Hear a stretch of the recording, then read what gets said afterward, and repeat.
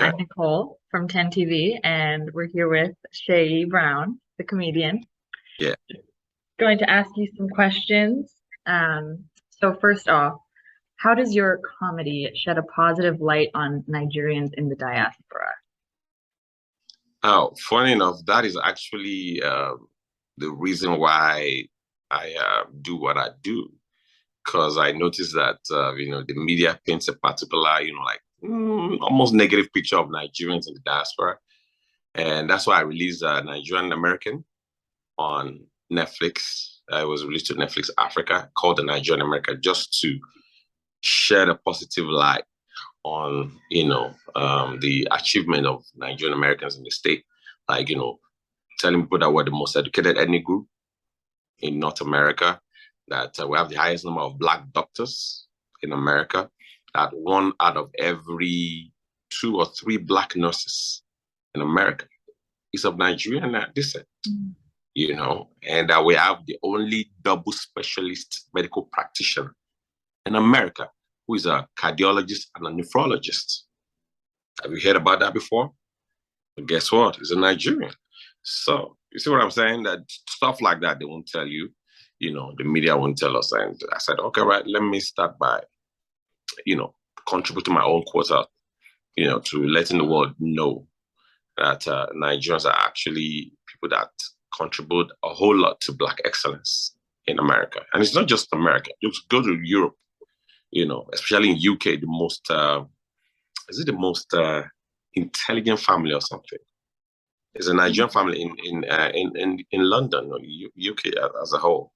All their kids go into college at age 13. Everybody in that family, age 13, they're all geniuses. Wow. All the kids, not just one, not just two, all of them. See what I'm saying? But you wouldn't know that if I didn't tell you right now. That's what my job is, Exactly. Yeah. Wonderful. What are some examples of cultural shock that you've experienced when moving to the US? Well, being born and raised in Nigeria and relocating to the States, of course, there are some things that you look like one of them is public display of affections, where we are not used to seeing. I saw a lot of people kissing in public. I'm like, people just kiss in public. Like, I think you're not even there. Like, I'm like, oh, okay, PDA is like very, very prominent here. And also the attention given to pets. I see that there's a $1 billion pet food industry. Whereas where I come from, pets eat our leftovers. Or sometimes pets eat when there is leftover. And like I even said, sometimes pets got to get their own food, man. You say, I ain't got food, you will get your own food. And, in some rare cases, pets got to bring food too. They are used as hunters. Like, yo, go get me some rat, man. Go get me some squirrel, antelope. We're going to eat today. So, pets here, they have hotels for pets. They have, I heard someone say their dog is depressed. I said, how jobless can you be to know that a dog is not? We don't even know when human beings are depressed in my country. Talk less of an animal. You know what I'm saying? That to me is a culture shock. And the fact that Americans eat. They say, they start eating when they are depressed. Like somebody says, oh, I eat a lot when I'm depressed. I'm like, the lack of food is what causes our own depression. Why? It's just crazy. It's different. So we get depressed when there's no food. You eat when you're depressed. I'm like, it's just not fair, man. This is just not fair. So some of the things that, and the way that you guys practice freedom of speech and expression. Like I see people just write about a sitting president. Like, yeah, you stay, people just use some negative, comments for the president, sitting president. All right, now don't try that where I come from. Even if you're an animal, they can arrest a goat that bleeds wrongly at the president. Man, how dare you say man to the president? Okay, we arrest you. So talking as a human beings expressing themselves like that, I love that about this place. So some of my culture shock experience. Those are great examples. Yeah. So another question I have is, what influenced your comedic nature and career? And did college inspire it? Is this true? Or did you know that you had this talent before college? Well, your parents are like great influence. Like whatever you see your parents do, you subconsciously just do them, right? So my dad was a big influence. He was a very hilarious human being. He was a pastor, and he was a very, very funny human being. And aside from preaching to people, he also has his humor, humor, humor side that puts smile on people's faces. And because of that, people like coming around him. And I see how people speak of him, like, "Oh my God, your dad, yes," you know. And I didn't know that it was rubbing off on me. So while I got in high school, because I was actually a timid, shy boy in what you guys call grade school. But by the time I got to like middle school and high school, I started getting in front of the class, becoming the class clown. And from then on, I just wanted to do that. Then I think the movie that I saw that was like the turning point for me was Eddie Murphy's Trading Places. The moment I saw that, I said, I want to be like that dude. I said, now I know what I want to do. I want to be like Eddie Murphy. And, you know, eventually I started getting more influences from the likes of Jamie Foxx and Chris Rock and Dave Chappelle, you know, and the rest, you know, and the rest is just, yeah, that when I got to college, and because I studied in Africa, in Nigeria, University of Ibadan, and when I got to college, and that was when, you know, came, you know, like forefront. I started doing it in college, and it was in college they paid me for the first time. Like, okay, I can make this, you know, and it just continued from there, you know. But I didn't start comedy professionally as my main profession until I got to the States in 2008. Okay. So professionally as a comedian, I started in 2008. Like that was my full-time gig. And how was that in the beginning of the journey? Oh God, yeah, it was rough. You know why? Just like everything you just start, because I'm in a new territory where nobody knows me. You know, and I had to start all over again because before I left Nigeria, I was a TV host. I was a big time TV host because I had a TV show.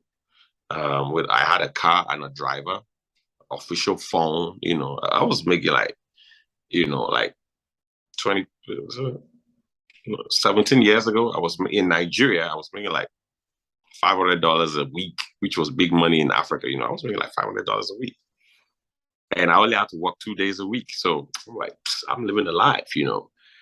And so now coming here, I have to start from scratch. Like nobody knew me, so I'm like, all right, let's start it. So he started coming in trickles. I started reaching out to Nigerian communities, Nigerian churches, Nigerian cultural organizations, Nigerian professional organization, and it just grew. God blessed it. God did. Amazing. One more question, I believe. Mm-hmm. Actually, maybe two.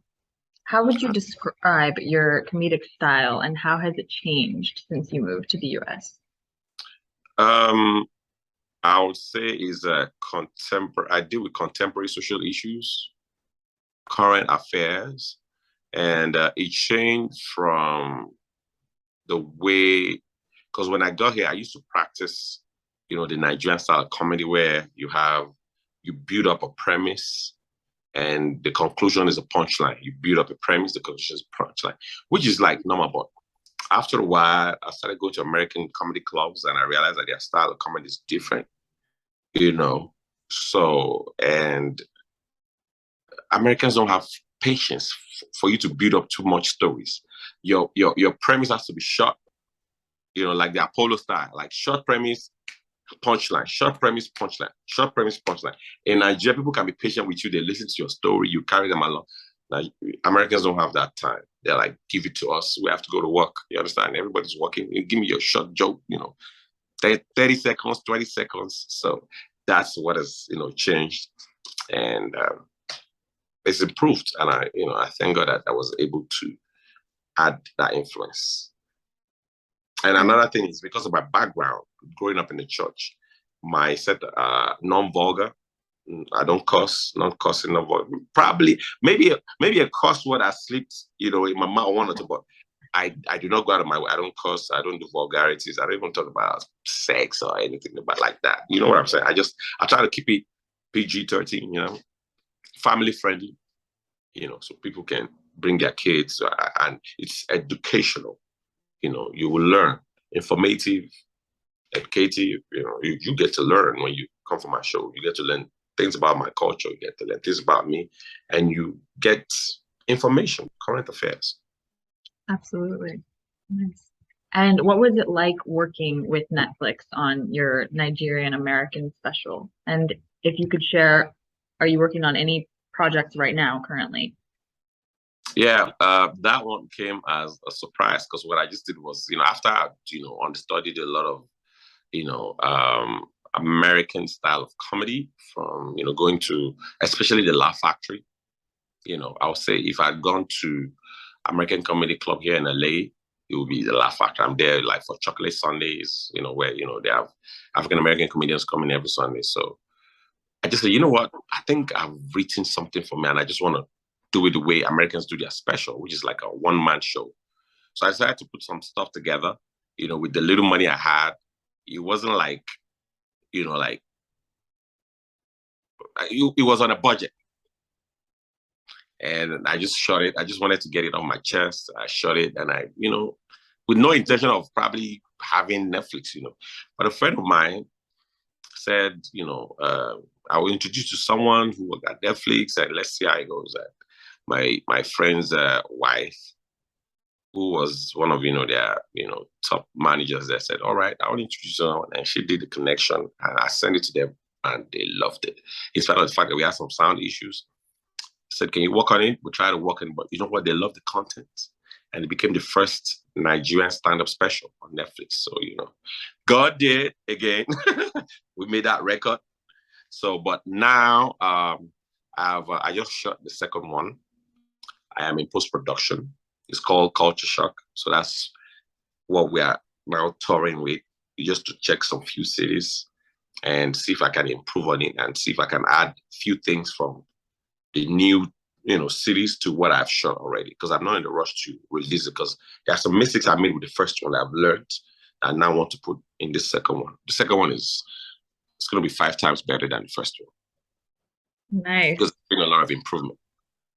Wonderful. And so you said that this one that you're working on will be in a few cities. Do you mean in the US? Will this one be on the Netflix US channel? Oh, yeah.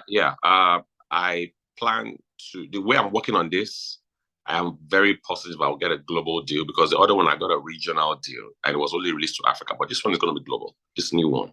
Yes, I'm very positive. I'm very sure about it.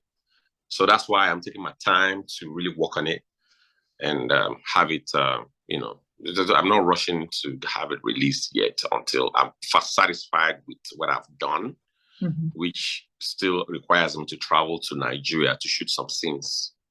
Because it's going to start with like 5 minutes, like a mini documentary, like introduction, to where I was born and raised, the schools I went to, and the area I grew up in, so that you will understand why living in America, the first few years was culture shock. I had to experience my culture shock. So, wow, it's, help my audience understand me better. That's very exciting. Yeah. Good. I hope that I can see this one because we didn't get to see the one that's in Nigeria. Oh, yeah. Believe me, you're going to see, and I'm going to reshoot that first one. I'm going to reshoot it and probably release it together as a package. So in one of these cities I'm going to release, I'm going to reshoot Nigerian American and, see if I can release it together, and just, give it out. So. Perfect. Well, thank you so much, Seyi. Those are all the questions I have so far. Thank you. Thank you for your time. Thank you. Regards to the entire TANTV crew. Thank you.